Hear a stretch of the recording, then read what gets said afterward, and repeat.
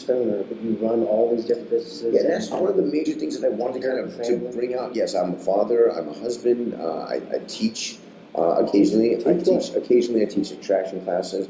I do Attraction? no, extraction. Extraction. Oh, okay. Extraction.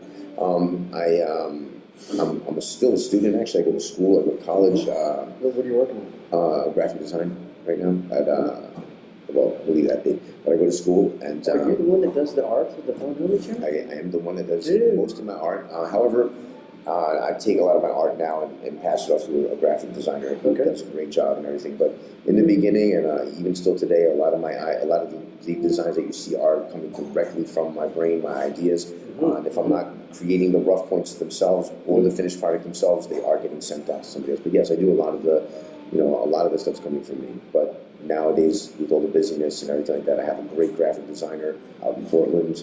And hopefully I have a bigger team. Because it's getting bigger. Subcontracting? Do you have like direct employees as well? I do some subcontracting. I do have some direct employees. I do have definitely some interns and people who help out. A lot of supporters. But it's still not enough. I need more. But yes, it's great. The support has been great. But I've been pretty much doing most of this on my own for the most part. As of now, I'm starting to get more and more support, which is great. But it started out my ideas, my designs, my music, even the music. I make my own music that goes through like some of the music you hear in the background. I have over a 6,000 record collection. I create beats out of those records and through about 3 different drum. I have 3 different drum machines that you can pull out, extract music from, and create it. I work with vinyl, so I have turntables, and it's my first passion.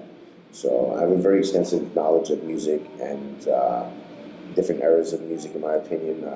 Plus, TV and all the creativity, and I kind of bring it all together. And it turns out that I've done about 11 albums worth of music. There's about 3 albums on social media that you can check out. Listen. Do you have them all collected in one place? Yeah. Or you go to SoundCloud, Architect Music, ARKITECTMUZIK, Architect Music on SoundCloud, and all my albums are listed there. So, Awesome. I make music myself. Yeah, it's a beautiful place. It really is. Yes, universal language, so human, instinctive. Yeah, I think most of us are musically inclined, even if you don't think so. Most of us are humming something or tapping something out of something. Got a heart beating? Exactly, a heart beats, and that's the first drum beat ever. Number one, yes, I am a stoner. I'm an avid stoner, and I wanted to change the stigma that we had. That it says that stoners are couch-locked people who have no motivation and never get anywhere in life. I feel very motivated. I wake up in the morning and I'm working, and sometimes I don't sleep and I work.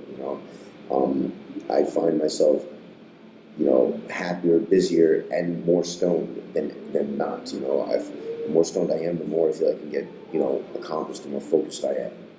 And I really want to change that stigma around, because I feel that, we've been lied to. Most of the people that are doing all the things that they do right now that we stand in awe of are stoners, are some sort of, user of some sort. And we need to change the ideas of who we make role models in our lives. Yes, it's great to imagine that there is a man of steel that can never be impermeated, that does everything perfect in life. But the truth is, a lot of us are sensitive stoners, people who are humans with emotion and motivation and dreams and goals, and are trying to make it out there in life. So it's just you and me. It's you, it's me, it's you, it's the next person. It's everybody that we look at and see that has the ability to do something. We just have to find it in ourselves and strengthen it. That's awesome. That was inspirational. How many hours a week do you work? I can honestly say I'm working at least 40 to 50 hours a week, but my mind is on work all the time, so it's more than that. Even on my vacations, I'm still working. I'm constantly going back, and forth, because I run events, I do pop-ups, I'm an official judge for major cannabis events. I've done official High Times Cannabis Cup judging.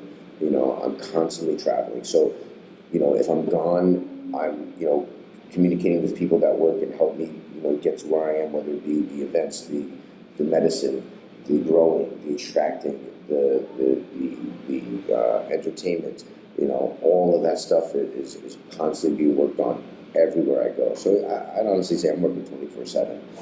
The times that I'm not working, it's probably when I'm sleeping, and or when I'm with my family and the phone's gone. Do you dream about work? I do. I dream about work. I wake up and work. It's definitely that. But I love my work, and that's not a job. Yeah. So it really it comes with a lot of stress. It comes with a lot of anxiety. But work wouldn't be that if it was all supposed to be peaches and cream. It would be boring.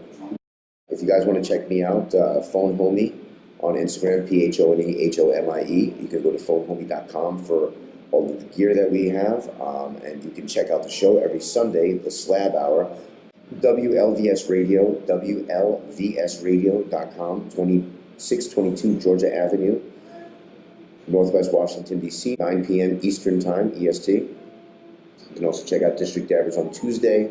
We're talking Terps, and check out my events. They are popping. That's one small dab for man, one giant slab for mankind. That's trademarked. So it's awesome. Thank you very much for the interview. No problem.